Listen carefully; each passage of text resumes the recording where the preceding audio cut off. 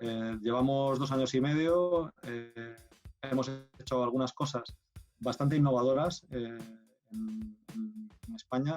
Por ejemplo, hace 2 años y pico, en 2018, publicamos el primer programa que había en el Estado para incentivar la ejecución de proyectos de ciberseguridad en empresas industriales. Es decir, la ayuda no va dirigida a las empresas proveedoras de ciberseguridad, va dirigida a las consumidoras y concretamente a aquellas empresas que realizan actividades económicas dentro de la Estrategia de Especialización Inteligente del País Vasco, que es la que se presentó a Bruselas hace unos años.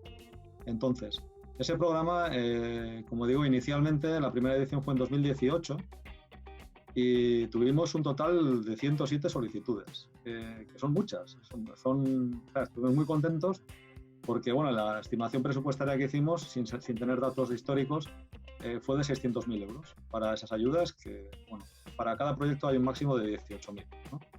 Entonces habíamos pensado que podía haber unos 40, tal vez 50 proyectos en el primer año, algo novedoso, empresas tal vez no muy concienciadas. Bueno, 107. Total, tuvimos que ampliar el presupuesto al final de 600 a 985.000. O sea, fue un exitazo. Nos quedamos muy contentos y decidimos sacar una segunda edición.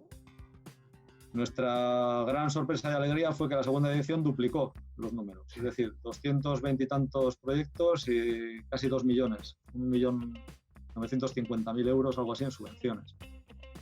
Pensemos en los números, es decir, 2 millones de euros en Euskadi, trasladado al volumen del PIB de España, que es 16 veces superior, son 32 millones de euros.